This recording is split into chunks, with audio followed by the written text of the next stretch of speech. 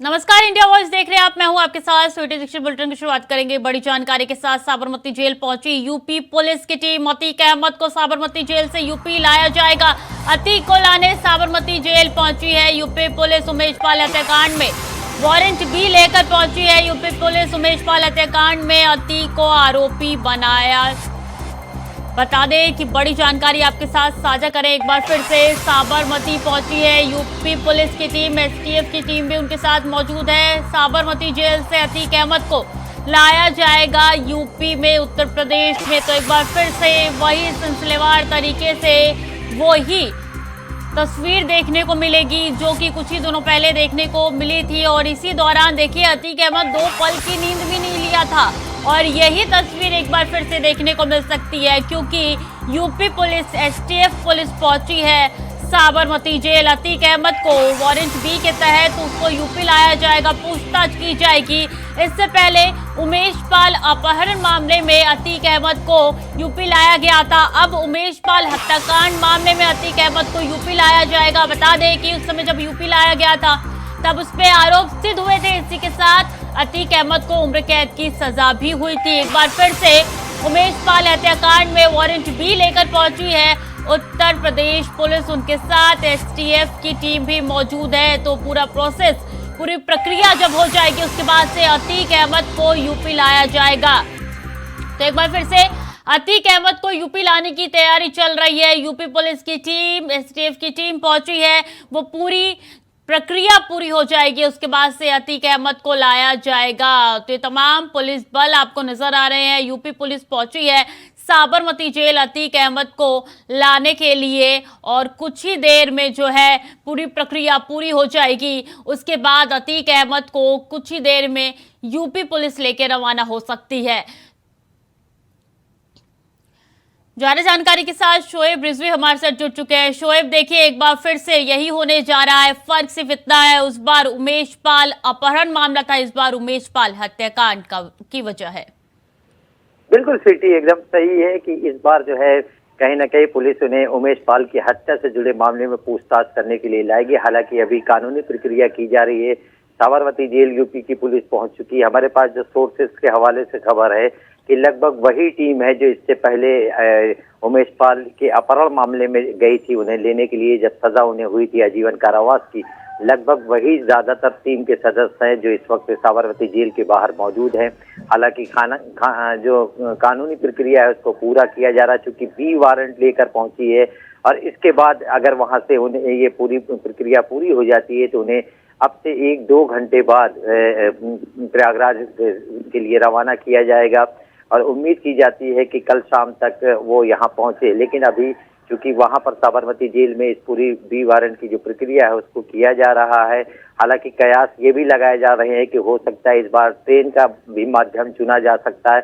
लेकिन जिस तरह से तैयारी है यूपी पुलिस की, प्रयागराज की जो पुलिस गई है 2 वाहन लेकर के गई है, तो उम्मीद की जा रही है कि पिछली बार की ही तरह उन्हें सड़क मार्ग से ही लाया जाएगा। और जिसमें 2 स्टेट को कवर करते हुए बाकायदा करीब 4 से 5 जिले जो यूपी के हैं उससे होते हुए प्रयागराज पहुंचेंगे। और इस बीच में उन तमाम रास्तों पर पहले की तरह ही अलर्ट का माहौल रहेगा। तो ये पूरी प्रक्रिया की जा रही है। और दरअसल अतीक अहमद से इस पूरे मामले में जो उमेश पाल हत्याकांड हुई है उसमें पूछताछ करना चाहती है। हालांकि जब गुजरात से उन्हें यहाँ ले आया जाएगा तो सबसे पहले उन्हें कोर्ट में पेश किया जाएगा, न्यायिक अभिरक्षा में लिया जाएगा। उसके बाद पुलिस अपनी अभिरक्षा की उनसे मांग करेगा। और यानी कि शोएब, एक बार फिर से वही डर अतीक अहमद के चेहरे पे देखने को मिल सकता है जो पिछले दिनों देखने को मिला था जब पहली बार यूपी आया था साबरमती जेल से। बिल्कुल, अब चूंकि इतनी लंबी यात्रा करनी है, तमाम तरह के कयासों और तमाम तरह की चर्चाओं के बीच उन्हें यहाँ पर ले आया जाएगा, तो निश्चित तौर पर जो हालात रहेंगे वो कहीं ना कहीं डरावने जरूर हो सकते हैं। क्योंकि एक लंबी यात्रा और तमाम तरह की जो चर्चा है, मीडिया रिपोर्टिंग के जरिए जो चीजें निकल कर आ रही है, गाड़ी पलटने जैसी बातों का जो जिक्र बहुत बार हो चुका है, ऐसे में निश्चित तौर पर खौफ जरूर होगा। हालांकि जो यूपी पुलिस है, प्रयागराज पुलिस है, उसकी जिम्मेदारी है उन्हें सुरक्षित तरीके से पहुंचाना। इसीलिए पुलिस की पूरी टीम मुस्तैदी भी दिखा रही, बहुत चीजें शेयर नहीं कर रही। इस बार मीडिया को बहुत ज्यादा बताया नहीं जा रहा कि किस तरह से कब निकलना है, क्या कुछ होना है। यही वजह है ताकि सुरक्षा के कारणों को ध्यान में रखते हुए इस तरह की चीजें की जा रही है। और ऐसे में अतीक के लिए भी मुश्किल है और यही वजह है कि हमारे पास जो जानकारी कि कोर्ट में अतीक की तरफ से एक अर्जी भी दाखिल की गई थी और उन्हें वीडियो कॉन्फ्रेंसिंग के जरिए इस पूरे मामले में सुनवाई करने के लिए अपील की थी याचिका के जरिए से, लेकिन कोर्ट ने उनकी इस याचिका को नहीं माना, खारिज कर दिया। शोएब, तो वही नजारा फिर से देखने को मिलेगा, वही तस्वीर, वही सिनेरियो फिर से देखने को मिलेगा। बहुत बहुत धन्यवाद शोएब तमाम जानकारियों के लिए। और ईडी के सामने पेश हुए Tejashwi Yadav land for job मामले में तेजस्वी यादव की पेशी। बिहार के डिप्टी सीएम से पूछताछ अभी भी जारी है। 25 मार्च को सीबीआई भी कर चुकी है तेजस्वी यादव से पूछताछ। बड़ी जानकारी आपके साथ साझा कर रहे हैं। तेजस्वी यादव एक बार फिर से पूछताछ के लिए गए हैं ईडी के दफ्तर में। लैंड फॉर जॉब मामले में तेजस्वी यादव से पूछताछ हो रही है। इससे पहले लालू एंड फैमिली से भी पूछताछ हो चुकी है। तो बता दें कि ईडी के दफ्तर पहुंचे हैं और वहां से पूछताछ अभी जारी है। इससे पहले 25 मार्च को सीबीआई ने भी पूछताछ की थी। लैंड फॉर जॉब मामले में पूछताछ हो रही है तेजस्वी यादव से। तो बड़ी जानकारी आपके साथ साझा करें। लैंड फॉर जॉब मामले में पूछताछ हो रही है। कई सालों पहले का ये पूरा मामला है जिसको लेकर ईडी सीबीआई एक्टिव हो चुकी है और एक के बाद एक बड़ी पूछताछ हो रही है।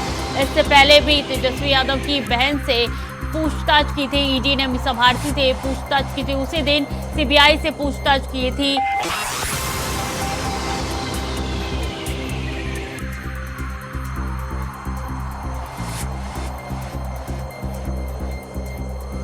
हमारे साथ नीरज राय जुड़ चुके हैं, आरजेडी नेता है, जो कि बहुत स्वागत है आपका इंडिया वॉइस पे सर। जी आपका बहुत बहुत स्वागत। देखिए, सीबीआई से 25 मार्च को तो पूछताछ हो चुकी थी तेजस्वी यादव की। आज ईडी के दफ्तर पहुंचे हैं, पूछताछ जारी, अभी क्या कहेंगे? जी, जो प्रक्रिया है उसमें हमारे माननीय नेता तेजस्वी जी सहयोग कर रहे हैं और ये तो नियमावली है, जो नियमावली है उसका पालन करना है। जी देखिए, लगातार लालू एंड फैमिली जो है इस पूरे लैंड फॉर जॉब स्कैम मामले में एक के बाद एक आरोप जो है उनके ऊपर तय हो रहे हैं। तो एक के बाद एक बड़े आरोप उनके ऊपर तय हो रहे हो, इस तरीके से लगातार ईडी के दफ्तर के चक्कर लगाए जा रहे हैं उनकी तरफ से। तो ईडी को तो मैंने पहले ही कहा था कि वो बीजेपी का तोता बन चुके हैं, इसमें कहीं कोई नई बात तो है नहीं। और भारतीय जनता पार्टी के पास रोजगार बचा नहीं है, तो ये एक मात्र रोजगार है जो आरजेडी फैमिली और आरजेडी परिवार और मतलब जो काम करने वाले लोग हैं उन्हें तंग करना, ये इनका रोजगार है। बेरोजगार जो हो जाते हैं वो क्या करते हैं, कहीं ना कहीं कुछ तलाश में रहते हैं। हमारे साथ बीजेपी से आनंद शंकर जुड़ चुके हैं, बीजेपी से है वो। देखिए, इनका साफ तौर पे कहना है कि आपके पास कोई मुद्दा बचा नहीं है, इसलिए आप इस तरह के मुद्दे लेके आ रहे हैं। देखिए, लालू प्रसाद यादव कोई आज के नहीं, ये आदतन भ्रष्टाचारी लोग हैं ये लोग। और लालू प्रसाद यादव के ऊपर सुप्रीम कोर्ट से लेकर भारत के तमाम न्यायालय ने इनके ऊपर चुनाव लड़ने से लेके और सब तरह का बैन लगाया हुआ है। ये लोग आज के अपराधी थोड़ी हैं, भ्रष्टाचार तो इनके जीन में। तेजस्वी यादव जब एकदम अंडर एज थे तब से वो भ्रष्टाचार में लिप्त हैं। और भारतीय जनता पार्टी के पास तो मुद्दा ये है कि पूरे विश्व में भारतीय जनता पार्टी की और नेतृत्व की डंका बज रही है। भाजपा के किसी नेता को चुनाव लड़ने से कोर्ट ने या चुनाव आयोग ने बैन किया है क्या? लालू प्रसाद कभी चुनाव नहीं लड़ सकते हैं और ये भारतीय जनता पार्टी ने बैन नहीं किया, ये भारत के न्यायपालिका ने बैन किया हुआ है।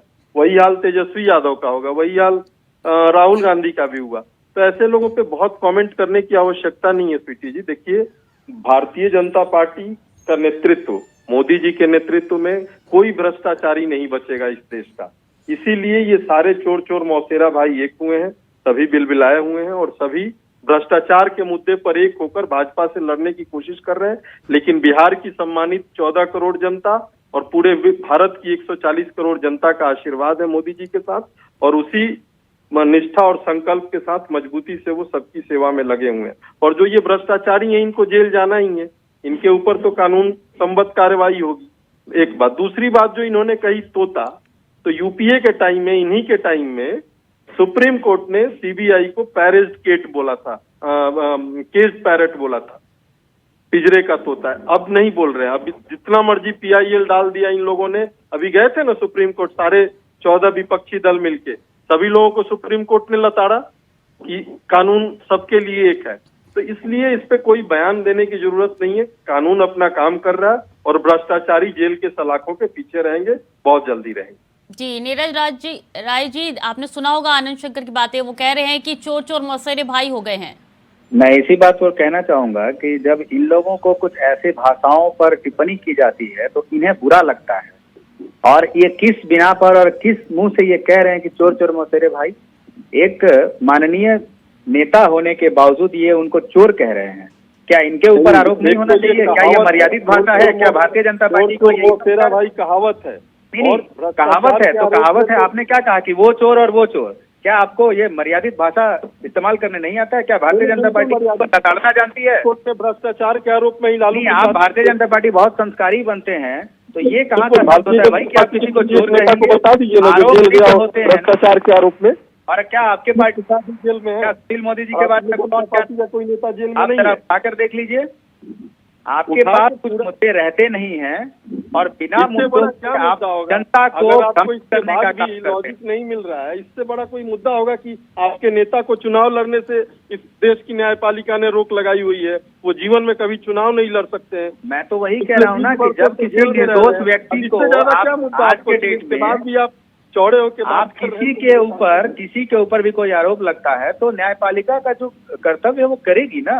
मैं उनके विरुद्ध थोड़ी जा सकूंगा। वो ऐसा नहीं है कि केवल एक हमारे ही नेता है जिनके ऊपर ये इस तरह के लगते हो। आप स्वीकार कीजिए।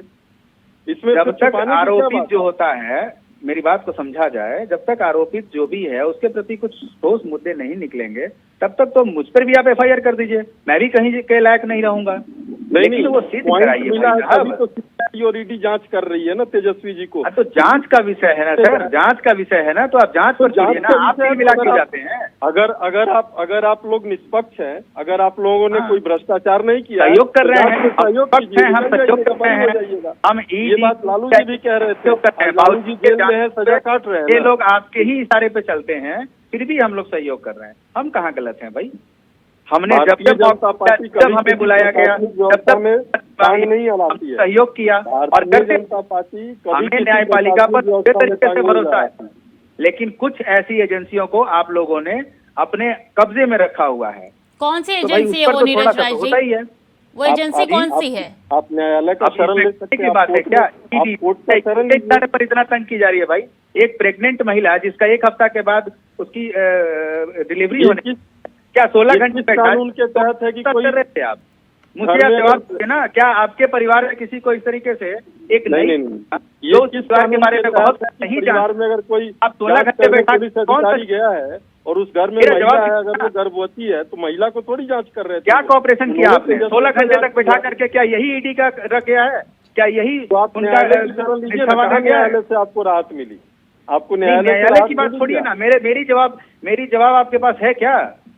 देखिए उसकी आपने 16 घंटे गर्भवती वो गर्भवती महिला इसका 10 दिनों के बाद डिलीवरी होने वाला है। मैं भारतीय जनता पार्टी के बिहाफ पे कह सकता हूं कि जो संवेदनशील चीजें हैं उसमें भारतीय जनता पार्टी सबके साथ है। अब ईडी सीबीआई के बिहाफ पे मैं कुछ नहीं कह सकता। वो आप ईडी सीबीआई अगर आपको लग रहा है कि ज्यादा प्रताड़ित कर रही है तो आप न्यायालय में उनके खिलाफ एक हम उनके प्रति भी हैं, हम उनके प्रति भी तैयार हैं, हम उनका भी विरोध किए हैं, क्यों नहीं करेंगे? यदि ईडी और सीबीआई और IT कोई भी प्रकार का हमें प्रताड़ित करेगी, सबसे पहले आनंद शंकर जी और नीरज राय जी, आप दोनों का बहुत बहुत शुक्रिया हमारे साथ जुड़ने के लिए और अपना कीमती वक्त हमारे साथ साझा करने के लिए। खबरों में आगे बढ़ेंगे। झारखंड में हेमंत सरकार को उखाड़ फेंकने के लिए बीजेपी का सचिवालय घेराव कार्यक्रम शुरू हो गया है, जहां बीजेपी ने हेमंत सरकार पर आरोप लगाते हुए आंदोलन का बिगुल बजा दिया है।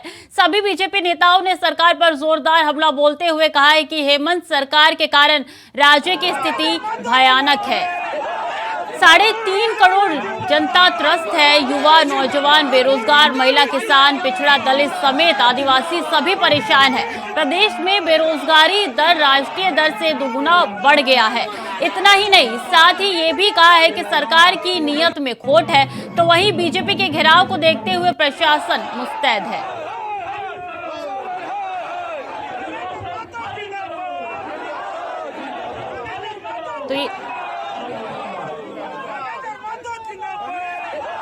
तो देखिए किस तरीके से घेराव करने की कोशिश बीजेपी की तरफ से की जा रही है। हमारे साथ राकेश सिन्हा जो है वो जुड़ चुके हैं, प्रवक्ता है कांग्रेस के। बहुत स्वागत है आपका इंडिया वॉइस पे सर।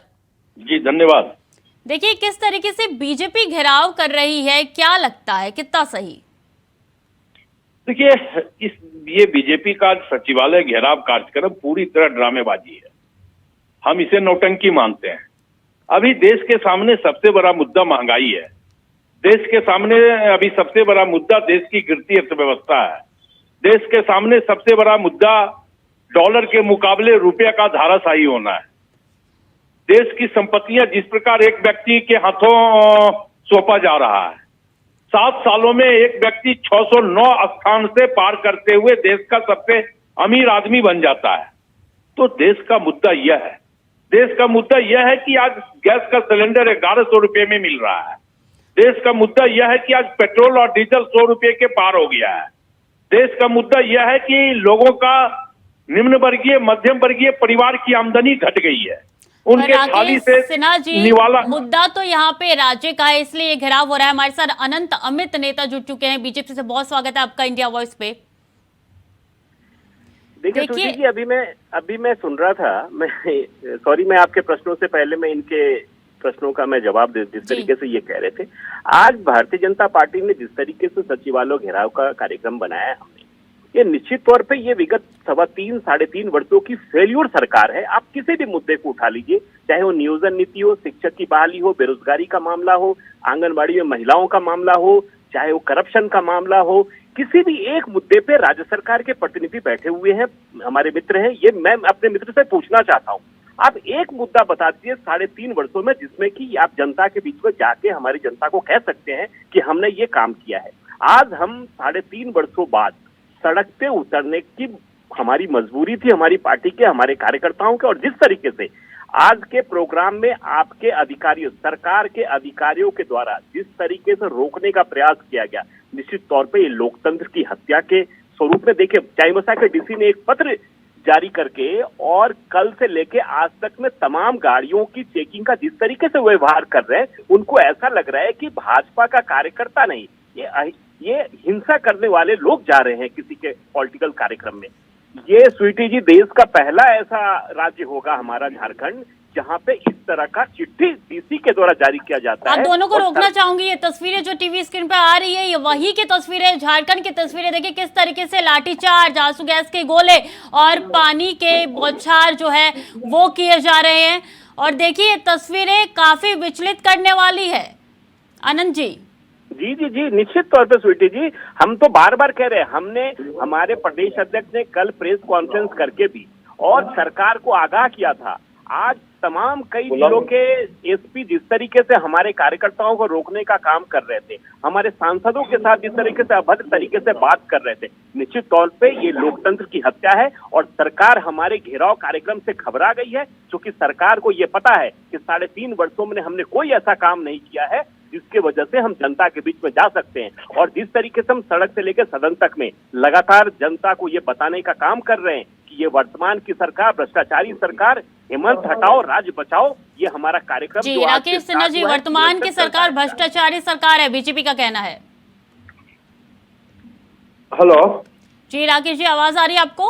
हाँ स्वीटी जी, बीजेपी का कहना है कि वर्तमान की सरकार भ्रष्टाचारी सरकार है। हास्यास्पद नहीं लगता आपको कि वर्तमान सरकार पर ये आरोप लगाने वाले लोग, अभी मैं सुन रहा था, बेरोजगारी की बात इन्होंने किया। देश में मित्रों, भाई एवं बहनों, हमने प्रत्येक वर्ष 2 करोड़ युवाओं को रोजगार देंगे।